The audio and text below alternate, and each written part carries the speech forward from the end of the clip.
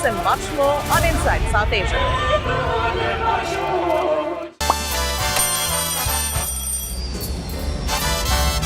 Vielleicht nur als Imposant.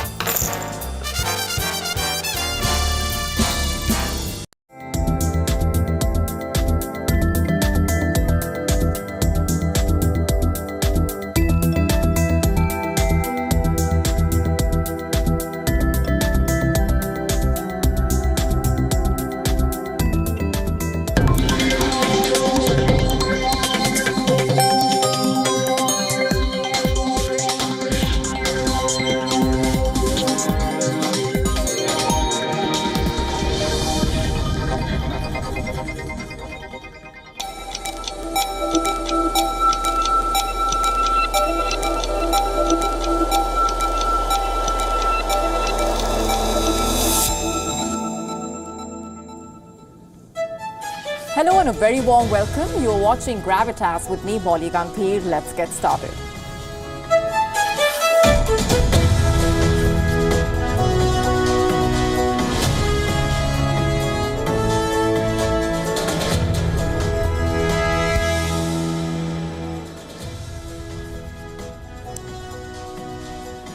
On Gravitas tonight, we focus on the latest on China's COVID-19 developments, the deadly disease that made the world come to a standstill and wreaked havoc. We continue to be haunted by it with new COVID-19 strains emerging. Tonight, we tell you how scientists have found that it is now beyond reasonable doubt that the virus originated from an animal market in Wuhan. We decode what that really means. And here's a look at what else is lined up for you on the show tonight. The Russia-Ukraine aerial war is intensifying. We tell you all that you need to know. We get to the story of a Chinese official who was nicknamed the Beautiful Governor. She has been sentenced to 13 years in prison, fined 1 million yuan for misconduct, including having sexual relations with 58 subordinates, and accepting nearly 60 million yuan in bribes. What does that tell us about Xi Jinping's China? We decode that for you. All this and more coming up.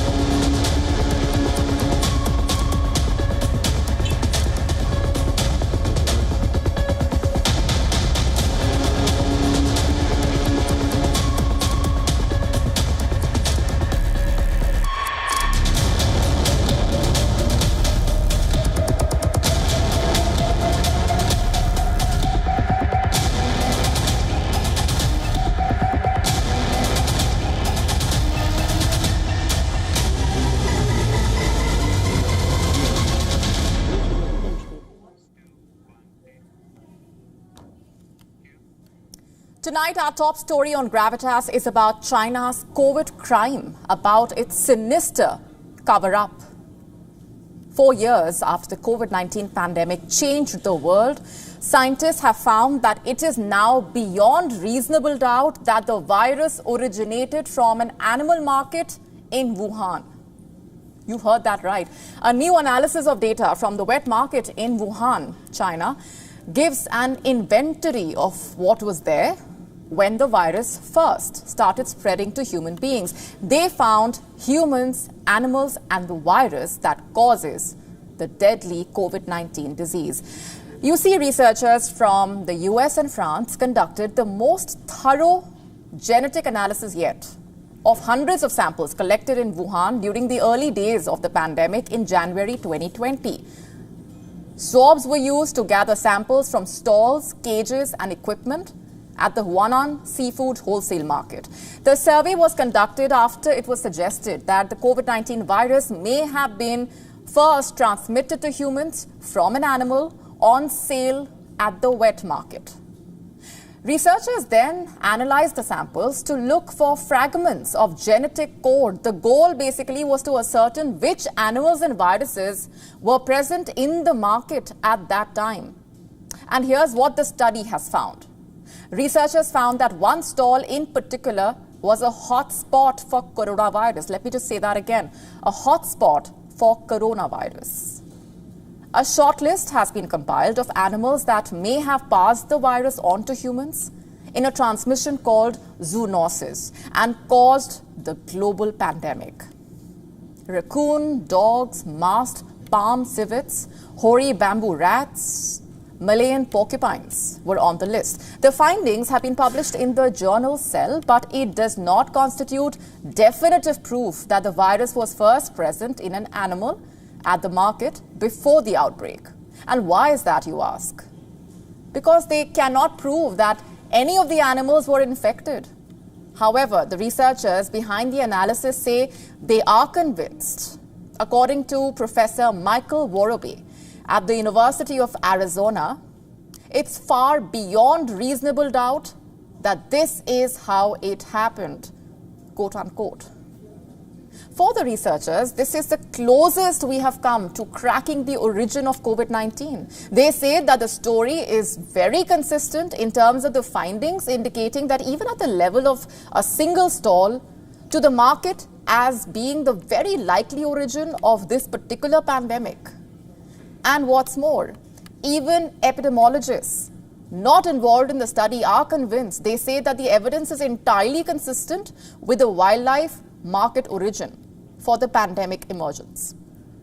But you see, the findings are not enough. Experts warn that since the pandemic, very little has been done to limit the live trade in wildlife. Not much has been done to actually decrease the chance of a zoonotic scenario like this happening again. They warn that this could lead to future outbreaks. Just a few weeks ago, remember, we told you on Gravitas about the potential danger posed by viruses across China's fur farms. We also told you how a report published in Nature journal found dangerous new bat coronavirus as well as dozens of novel high-risk viruses at these farms. Viruses that can cross over to human beings and pose a significant health risk.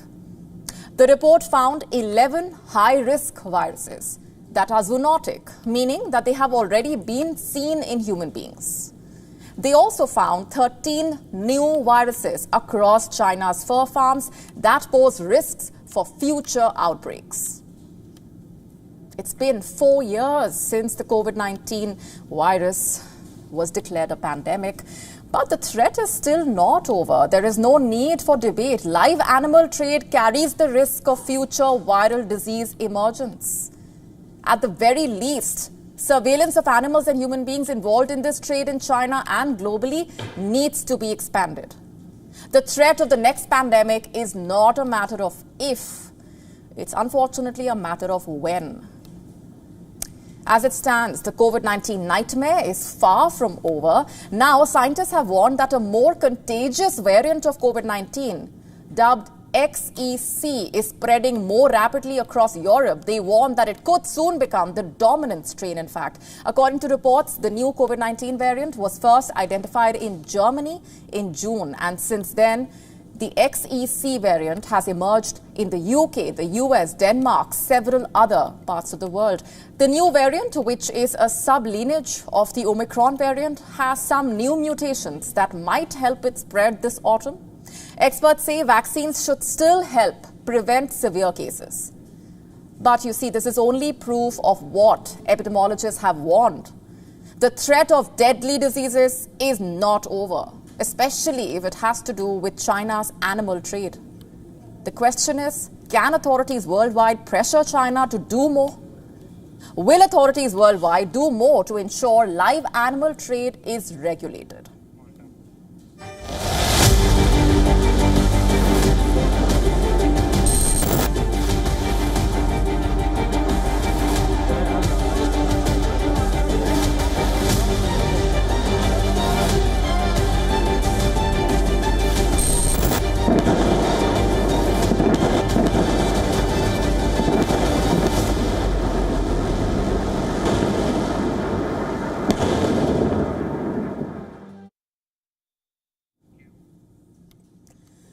Let's now get to the latest from West Asia, what's happening there. In a dramatic escalation of hostilities, Israeli forces have claimed to have struck at the heart of Hezbollah's stronghold in southern Beirut.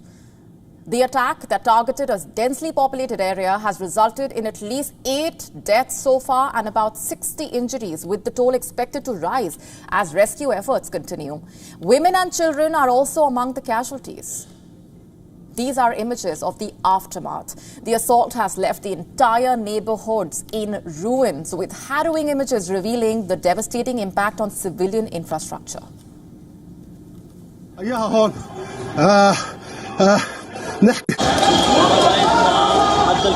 هيدي هون حد القائم. هاي هلا في غاز انتبهوا. The Israeli military claims the precision strike was aimed at a high-ranking Hezbollah figure, signaling a significant intensification of the year-long conflict between Israel and the Iran-backed group. Hezbollah, in fact, unleashed a barrage of at least 140 rockets into northern Israel, though Israeli authorities report no injuries from the salvo.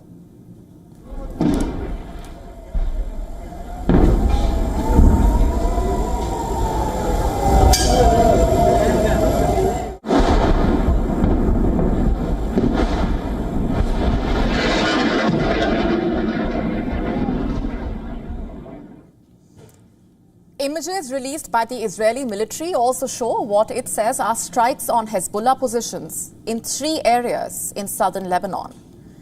Israel also claims to have carried out extensive airstrikes on southern Lebanon. The IDF says its warplanes have hit more than 100 Hezbollah rocket launchers and other sites, including a weapons storage facility.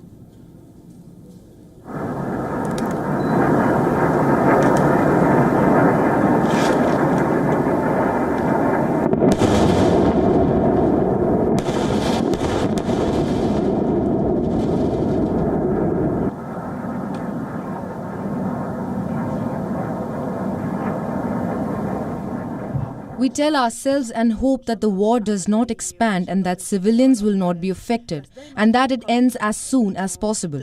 Yet we constantly live with the anxiety. The bombings were very intense, lasting for about 20 minutes with multiple strikes and the sounds of warplanes. The sounds of the planes are terrifying in themselves.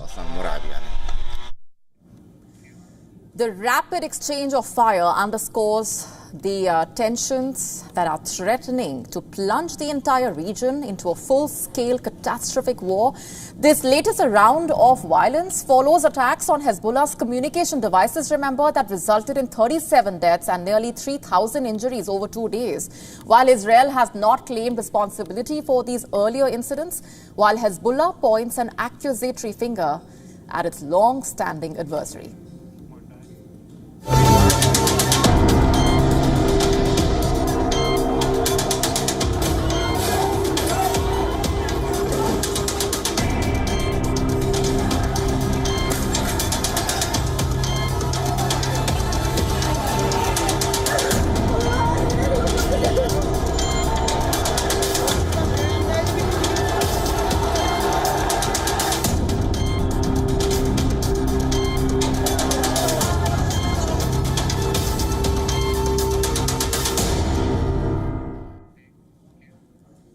Violence, unrest and lawlessness. The streets of Bangladesh are becoming unsafe for citizens ever since Sheikh Hasina's government was ousted from power there. While attacks on minorities are escalating, mob lynchers are also acting with impunity, it seems.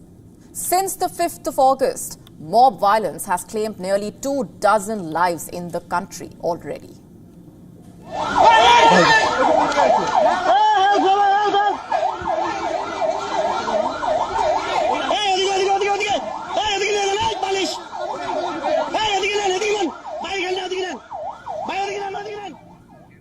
And in the latest, ethnic minorities held a protest march in Bangladesh's town of Bandarban to protest against the arson attack and communal assault on their homes in Khagrachari. Security forces have been deployed in 3 hill districts after miscreants set fire to 50 shops in the Khagrachari area following clashes between minority students and the local Bengali community. At least 21 people have reportedly been lynched across Bangladesh since Sheikh Hasina's ouster. Mob lynchings claimed 32 lives between January and June this year during Hasina's tenure. In another case of mob violence, 2 men were beaten to death in a span of 3 hours on the intervening night of Wednesday and Thursday at the country's top 2 universities, while a group of Dhaka University students allegedly killed 1 person. A former student leader belonging to Hasina's party was beaten to death at the Jahangir Nagar University. And in a bid to ensure calm, the Dhaka University has banned all political activities on the university campus. The big question remains, what is the reason for this mob justice being doled out? So-called mob justice. One could only hope that with Muhammad Yunus at the helm of affairs, leading the interim government and being the choice of the students in a way, there was more faith in the current establishment to mete out justice to the perpetrators. Where are the lapses and what steps need to be taken to salvage the country from slipping into an utter state of anarchy if it's not on the path of doing so already?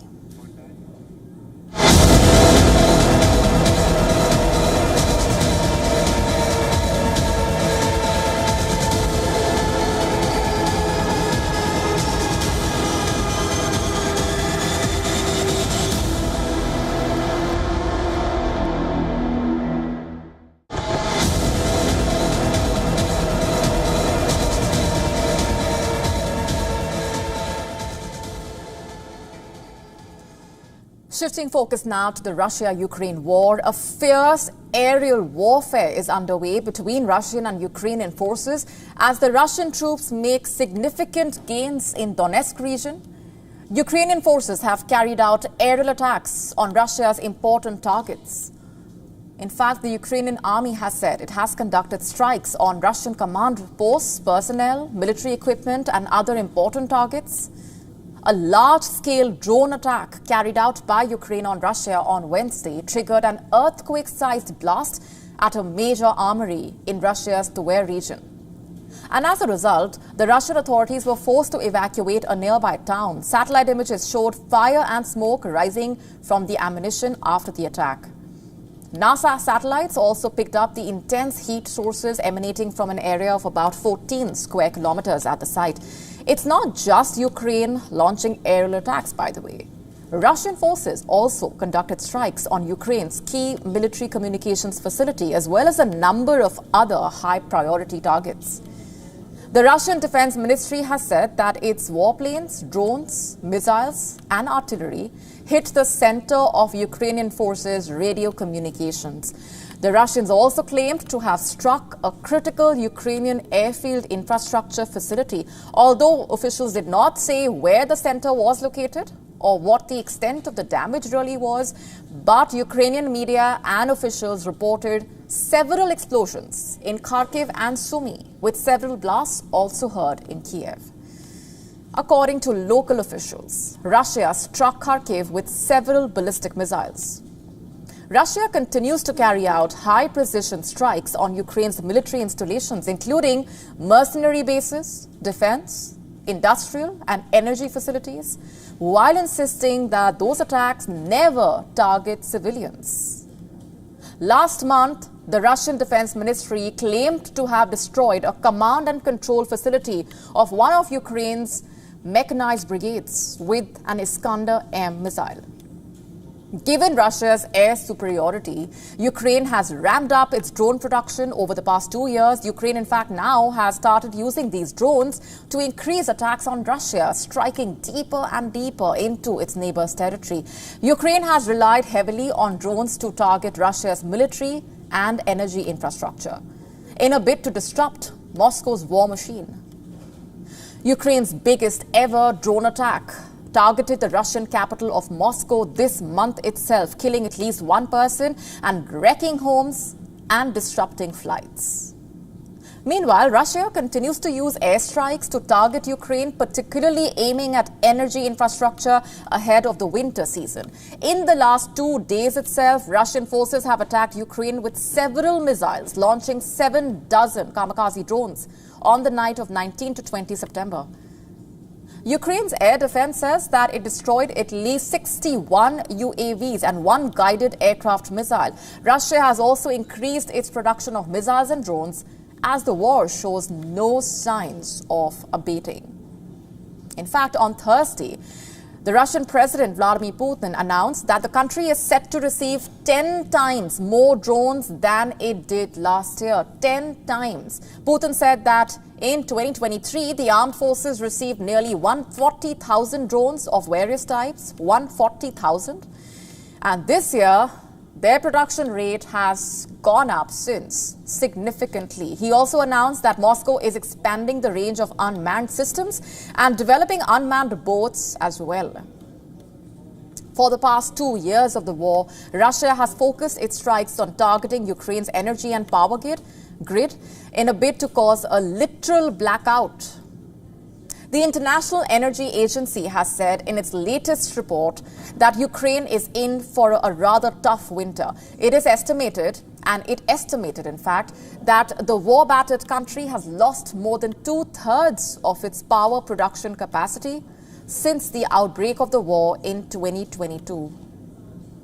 You see, following the bombing of the Crimean Bridge, Russia started targeting Ukrainian energy infrastructure in late 2022. That has intensified this year. Russia has targeted Ukraine's power plants as well as distribution facilities in response to Ukraine's campaign of drone strikes on Russian oil refineries and storage depots. The attacks have caused a major upset for Ukraine, by the way. This year's wave of attacks has put Ukraine's ability to generate power during peak demand this winter in jeopardy. Today, European Commission head Ursula von der Leyen arrived in Kiev with a plan to discuss the energy situation in person with the Ukrainian President Volodymyr Zelensky. While Russia maintains that its strikes are not aimed at civilians, the Russian Defense Ministry says that its goal of targeting energy infrastructure is to cripple Ukrainian arms production and its capability to deploy new troops to the front line.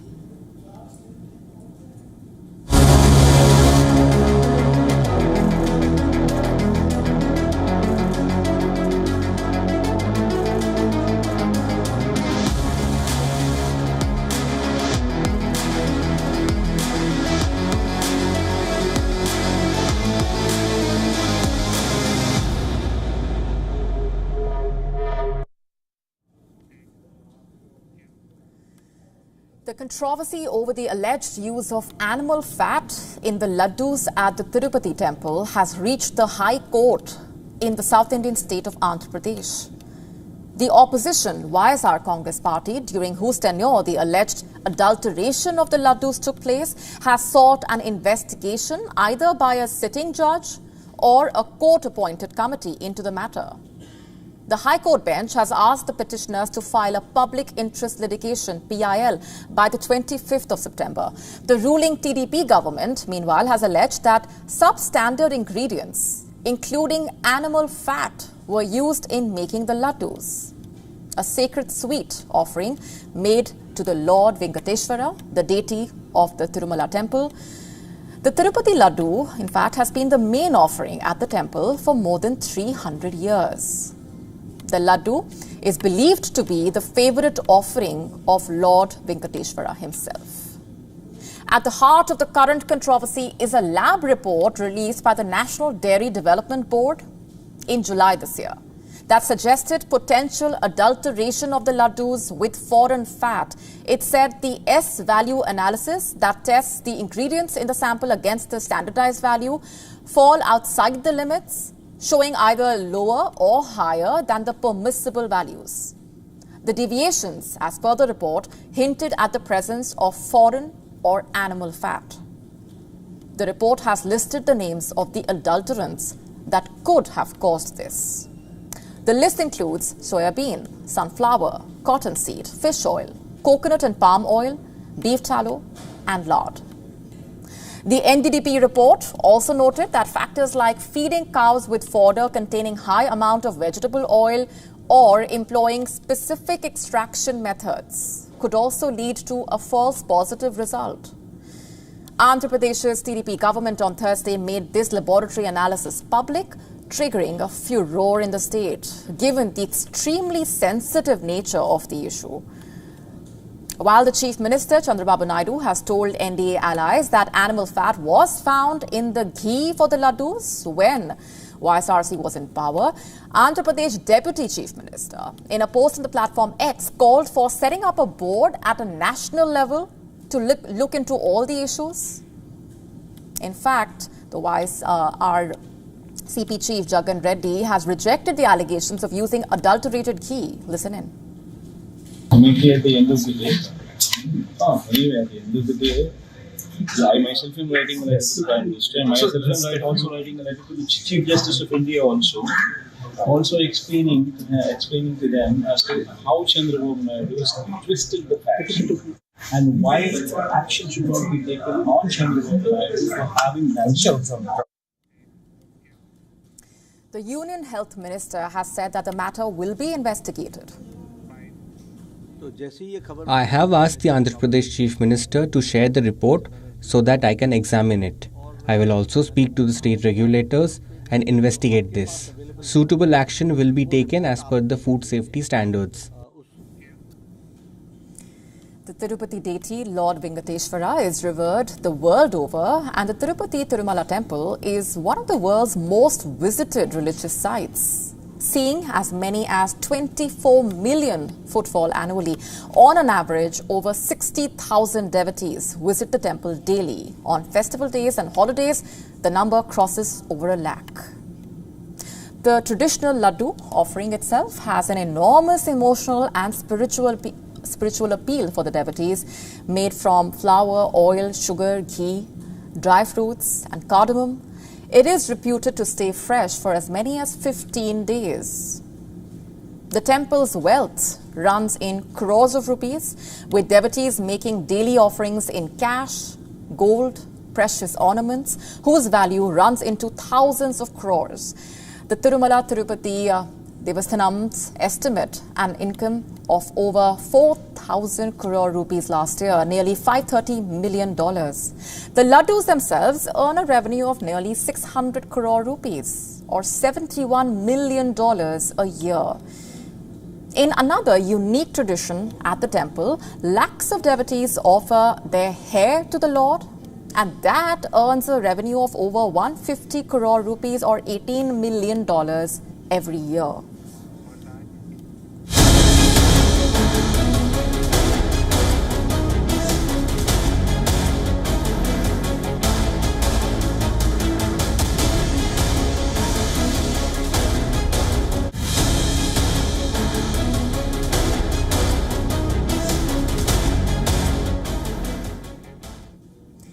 Let's now tell you about a Chinese official who is making headlines for the wrong reasons. This is no ordinary official. It's a scandalous story, to say the least. Let's tell you more about her and why she is in the news. She was nicknamed Beautiful Governor during her time in power. This female official from southwest China has been sentenced to 13 years in prison. And there's more. She has been fined 1 million yuan, which is $140,000 for misconduct, including having sexual relations with 58 subordinates and accepting nearly 60 million yuan in bribes. You know how much that is in dollars? $8.5 million. So what's her story and what really happened? Let's get to the details. Her name is Zong Yang. She is 52 years old. As per reports, she studied history at university. She was 22 years old when she joined the Chinese Communist Party. She rose through the ranks and became deputy in the National People's Congress, or NPC. She was also known for founding a fruit and agriculture association aimed at helping farmers. Not just that, she reportedly spent her own money to help the elderly. How generous, right? It all sounds good. So what went wrong? Clearly, a lot. Let's break it down for you. A January documentary blew the lid off her story and looked at the questionable aspects of her career. The documentary was produced by Guizhou Radio and Television. It was said that Zong accepted bribes and used her position to ensure that companies she favored received lucrative contracts under the pretext of government investment. In fact, in the documentary, a private business owner reportedly said that Zong would neglect companies without personal ties to her, stifling the growth of private businesses. As per reports from NetEase News, Zong engaged in numerous affairs with male subordinates through excuses like working overtime and business trips. In fact, as per the outlet, some men chose to be her lovers due to the advantages that she offered, while others reluctantly participated out of fear of her authority.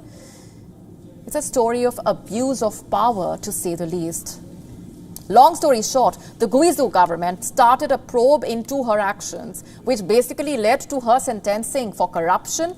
So apart from the 13-year prison term and a fine of 1 million yuan, there was more action taken against her. Her position in the NPC was revoked. She was expelled from the Communist Party, removed from public office. Footage of her arrest, in fact, was reportedly shown in the documentary. Zong reportedly expressed regret in the documentary. She said that her corruption came from the misguided belief that she needed to cultivate a few trusted businessmen to help her handle political issues. She admitted that she is ashamed of her actions, going on to say that when you take something that does not belong to you, it will ultimately destroy you. Well, her story caused quite a stir in the country, triggering sharp reactions and a lot of anger. Remember, anti-corruption crackdown has become a central plank of the system of governance for Xi Jinping. So what does all of this tell us about Xi Jinping's China, where a senior Chinese official is at the center of this murky web of pursuit of power and wealth? Accepting bribes and abusing power. What a huge embarrassment. On to Thailand now, which has taken a significant step in its cannabis policy. A new bill aims to regulate the booming industry while keeping marijuana legal for health and medical purposes. Thailand's new draft bill allows marijuana use primarily for medical treatment, research, and as a component in herbal, food and cosmetic products. The latest legislation comes after a series of policy shifts regarding the recreational use of cannabis, a controversial topic in the country. You see, unlike previous proposals, the current bill does not explicitly ban recreational use. Though restrictions remain in place, individuals consuming cannabis for non-medical purposes will face fines of up to 60,000 baht, that is approximately $1,800. Sellers who violate the law could face a 1-year prison sentence, a fine of up to 100,000 baht, or both. The regulation of cannabis became a hot political issue in last year's national elections, with various parties taking different stands. Compared to past attempts, the new bill represents a lenient approach, but still leaves potential challenges for growers, dispensaries, and businesses that have emerged in response to the cannabis boom. And as Thailand grapples with the regulatory tightrope walk, the stakes could not be higher, with projections pegging the sector's value at a whopping $1.2 billion by next year. The economic implications are as potent as the product itself. Several other countries have eased restrictions for medical or personal use of marijuana in recent years. But frequent use of marijuana may seriously affect your short-term memory. Marijuana also carries the risk of abuse and addiction. In the past, clinical trials to determine if marijuana is effective in treating certain conditions have been restrictive and limited. However, as medical marijuana becomes more common throughout the world, researchers are doing more studies.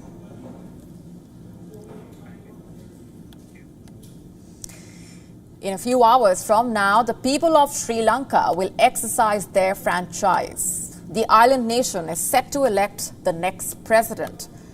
As much as this election is crucial for Sri Lanka, neighboring India and China will be watching the electoral contest very closely. Our next report telling you more.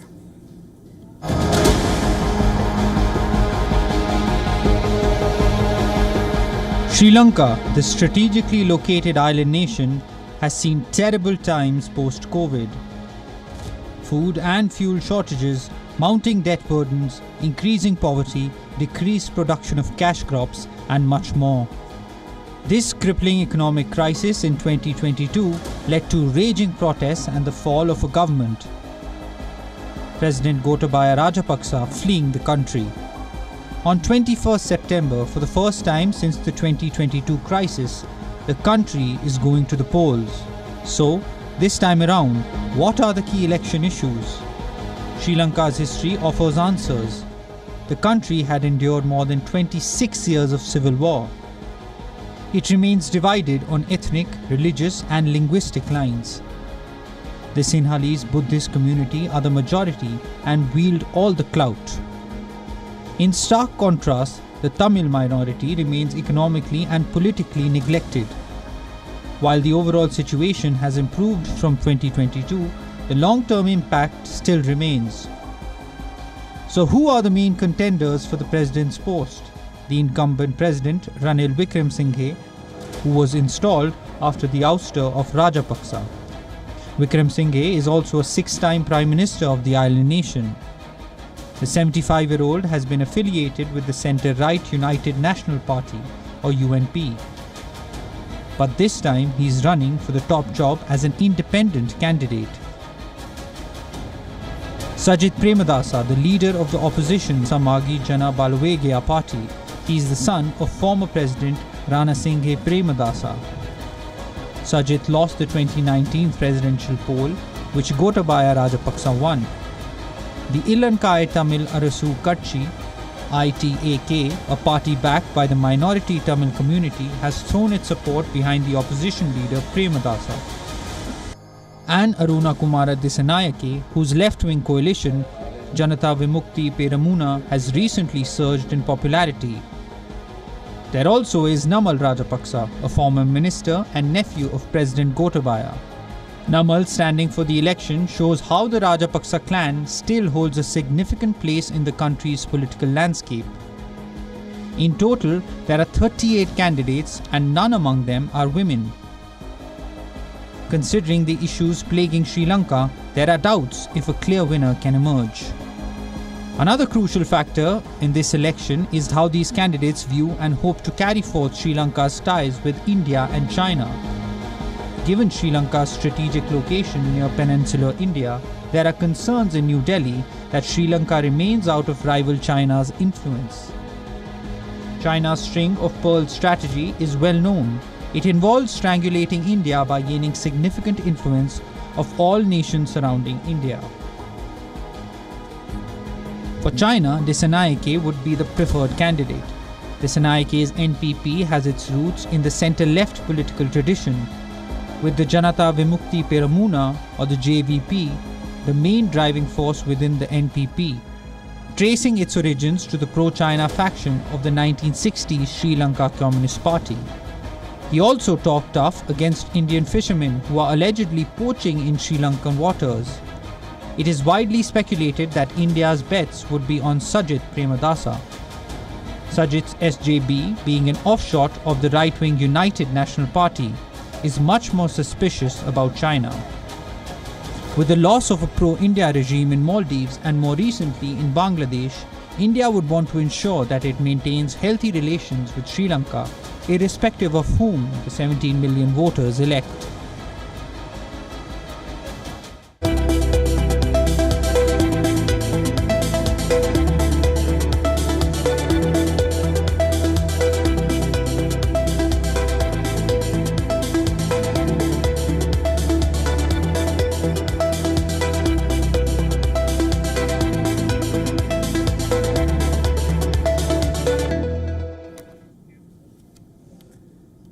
Our Indians overworked?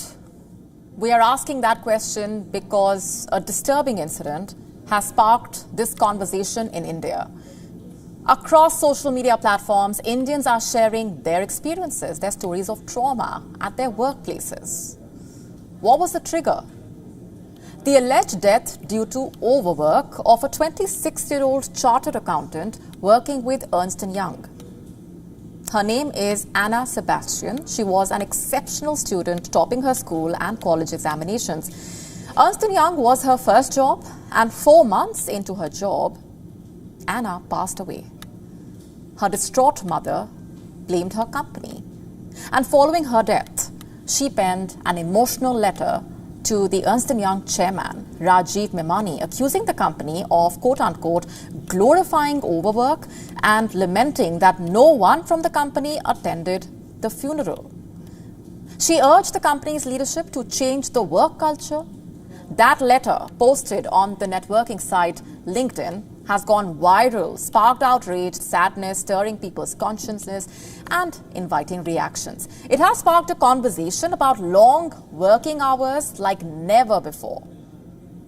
You see, in the aftermath of Anna's death, social media has been set ablaze with people sharing their experiences, narrating their ordeals at toxic workplaces and narrating how they were overworked and underpaid. The anger reached such a fever pitch that even the Indian government has stepped in. The Labour Ministry of India has said that it will be investigating the circumstances that led to Anna's death. And how has Ernst & Young responded to the outrage? Ernst & Young India chairman Rajiv Memani has expressed profound remorse. He emphasized that it is completely unacceptable that no one from the company attended Anna's funeral. He vowed that he would not rest until the objective of nurturing a harmonious workplace is accomplished. Memani also extended his deepest condolences to the family and empathized with the anguish of Anna's mother. And while India's Labour Ministry actively investigates Anna's death, this distressing incident has undeniably opened a Pandora's box. It has sparked a conversation that demands urgent attention and resolution. While the debate around long working hours at top companies worldwide has been intensifying for some time now, the issue has gained a renewed sense of urgency and importance in India. In fact, recently published data from the International Labour Organization, ILO, also paints a rather grim picture. According to the ILO, India ranks among the most overworked countries globally, with employees working an average of 46.7 hours per week. Just have a look at this data on your screen. It reveals that India is among the most overworked countries, among the top 10 economies in the world. Can you believe that? Just for comparison, the average weekly working hours per person in the US is 38. Even in China, the figure is lower than India at 46.1 hours per week. According to the ILO data, 51% of workers in India are clocking 49 hours or more every week. This is the second highest among all the countries in the world. Interestingly, Bhutan leads the chart of the most overworked countries in the world. India's neighbors, Bangladesh and Pakistan, are also among the top 10 countries working overtime. What does that tell you? It basically says that South Asian countries have a significant portion of their workforce engaged in extended work hours. Notice how none of the European or American countries are among the 20 countries with the highest working hours per employee. Interestingly, according to a study conducted by the International Labour Organization, ILO, there is an inverse relationship between a country's prosperity and its weekly working hours, which means that countries with shorter working hours tend to have higher per capita GDP, indicating a positive correlation between leisure time and economic prosperity. India, one of the top 10 economies in the world, has the highest weekly working hours but one of the lowest per capita GDP figures. What explains this? Experts say there may be cultural reasons for so many in Asia working long hours. India, along with many countries, is still a developing country. On the flip side, many Europeans enjoy a working culture that celebrates lengthy holidays and substantial rest periods. In fact, this relaxed attitude is enshrined in law in some parts. For instance, the European Union's Working Time Directive bars employees from working more than 48 hours a week on average. Should India also work towards implementing policies similar to those addressing overwork and associated health issues? Because if the current trends continue, the prevalence of overwork and its negative health impact will only grow. And this is particularly concerning given that many societies still glorify overwork to the point of burnout. As a result, many continue to silently suffer. Both employers and employees share the responsibility to break this cycle.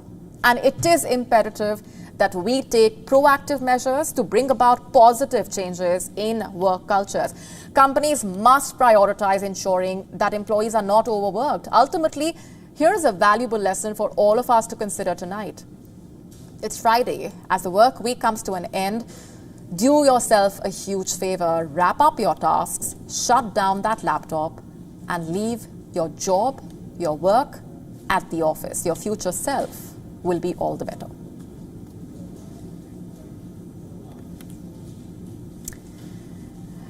Do you remember the viral video of the Chechen leader Ramzan Kadyrov driving a Tesla Cybertruck mounted with a machine gun on the top?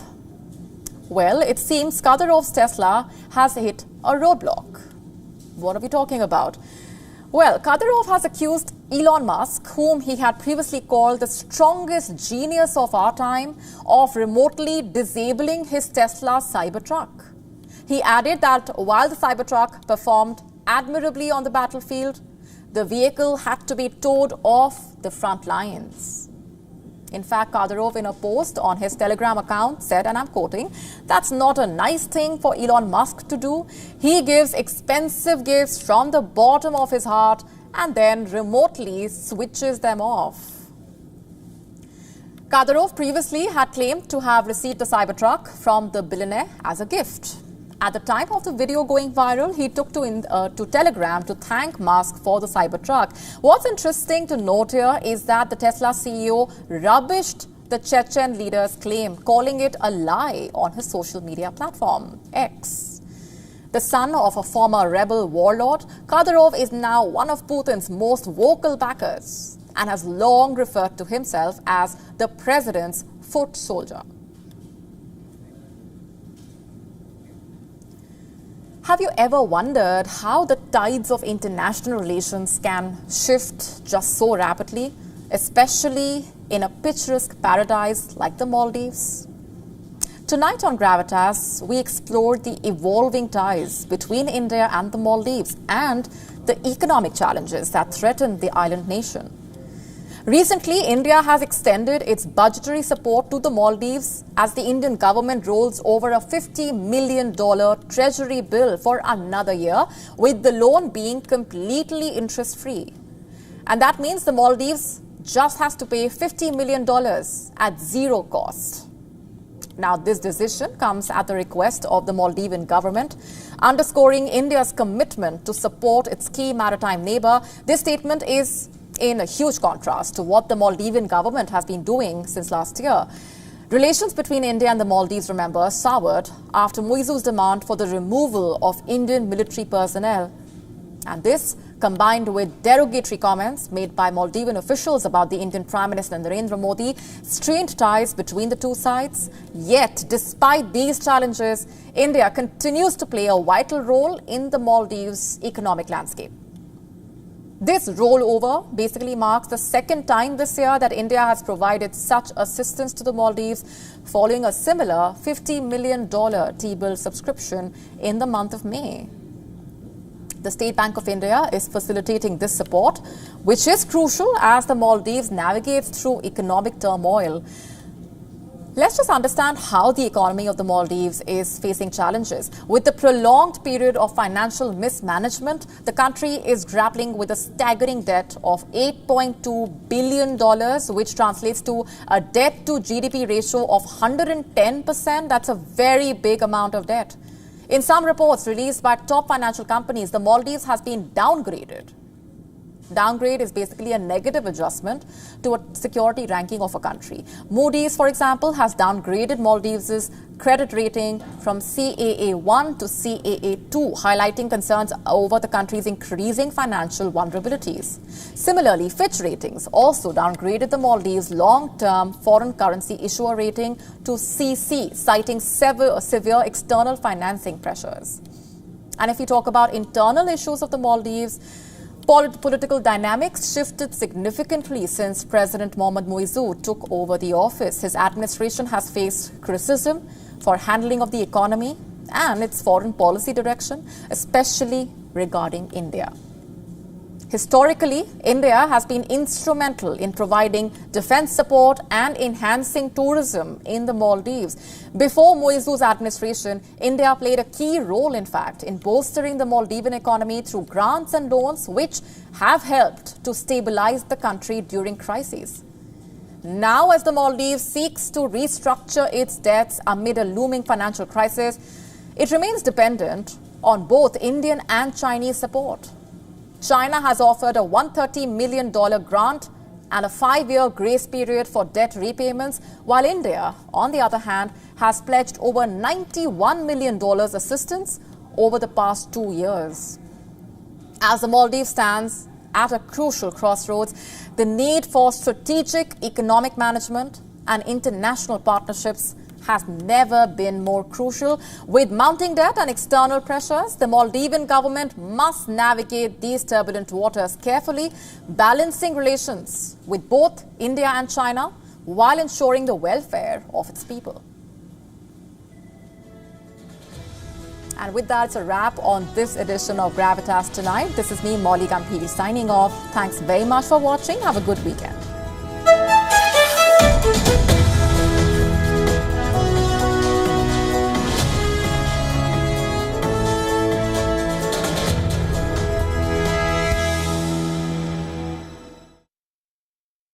A landmark journey begins. Indian Prime Minister Narendra Modi heads to the United States.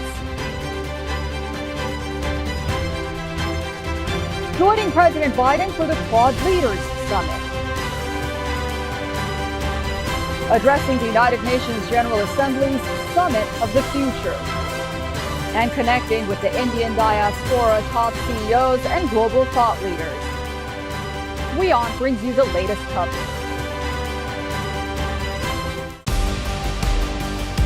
This week on Take It Out, we explain how you can protect yourself from the SIM swap fraud. We tell you how you can prevent your car from being stolen. And we explain what parents can do to keep their children safe on social media. This and more on WION World is One at these times.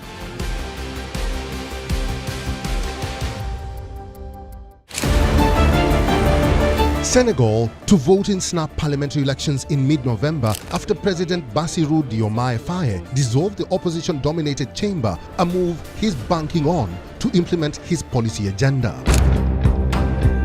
3 Americans are among 37 people sentenced to death in the Democratic Republic of Congo over what the army says was a coup attempt. A military court handed the sentences to 37 out of 51 defendants, including a Belgian, Briton, and Canadian, all naturalized Congolese. And a vibrant artwork and powerful solo drama Iloya unfolded on stage in Nigeria, shedding light on the realities people face while pursuing their dreams and how they make peace with the outcomes. That's this week on World of Africa at these times on WION World is One.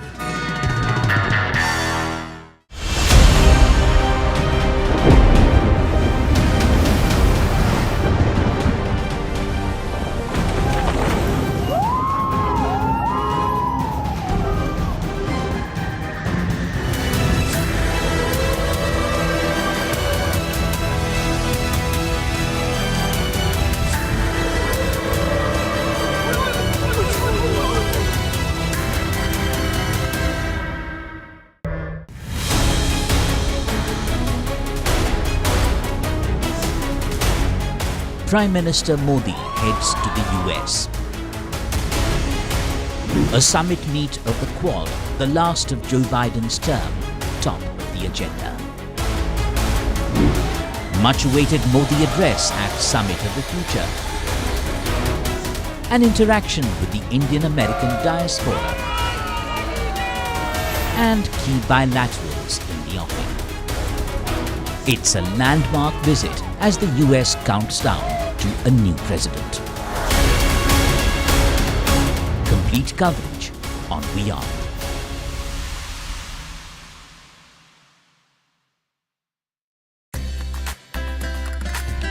This week on Wings, our favorite international destinations you can visit from India, even if you are on a shoestring budget. We showcase yoga practitioners in one of Mexico's most scenic spots. Feature how spacewalk tourism pushes new boundaries. And how the Mid-Autumn Festival adds a touch of color to China. Only on WION, World is One. From the bustling trading floors of Wall Street to the vibrant exchanges of Asian stock markets, WION breaks it down for you to make sense of what's happening. As we reveal the key factors behind events, strategic battles, and the game-changing business decisions that shape the world. We bring you all of this and more on World Business Watch. This week on Inside South Asia, the stage is set.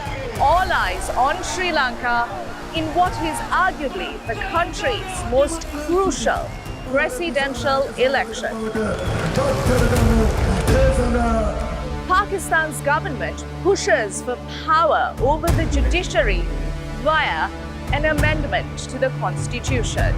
There is plenty of controversy and political string pulling at work. And we take you to Bhutan as the kingdom celebrates its lineage in Tibetan Buddhism. All this and much more on Inside South Asia.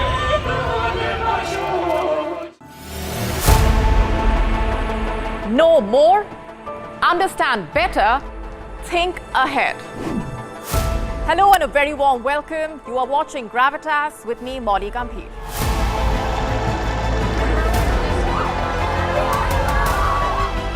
Get the facts, not the bombast. On the 26th of March, dynamic pricing, Baloch separatists, Gravitas cuts out the clutter.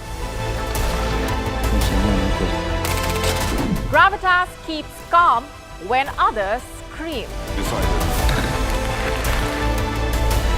Gravitas brings news to life.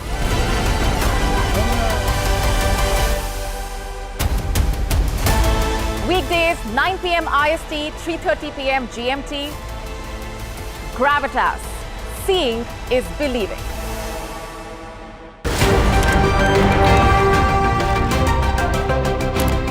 Ready to dive into your daily dose of news? Bringing you what's trending in the West and all that's setting trends in the East. And all of this served up with a side of insightful banter. We don't just bring you the latest stories. We bring you your talking points for the day. And while you do that, from the busy streets of New York, I will provide you with deeper insights on the developments through the course of the day in the US. And I will be here at the WION headquarters, getting you all the action from the universe of sport. All that you need to know about your favorite teams and players, right here. The show that keeps you ahead of the global curve. A conversation you'd want to be a part of. A place where news becomes an engaging exchange. We bring you stories that impact your present. This is World DNA. Join the conversation.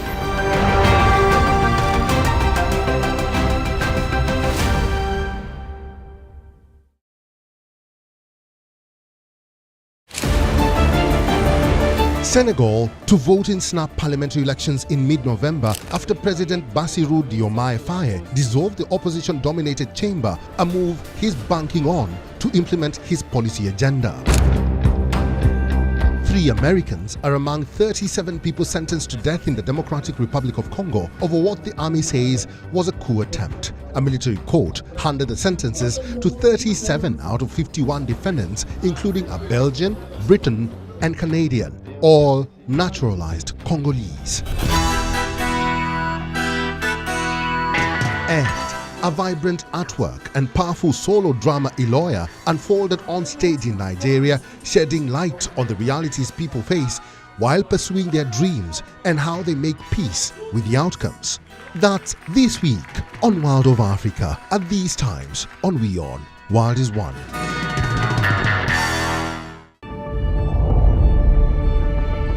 The Earth is sending distress signals. Wildfires, droughts, and melting glaciers. Can we reverse the damage? Explore the harrowing effects of climate change. It's a wake-up call. Global emergency. Climate Tracker on WION World is One.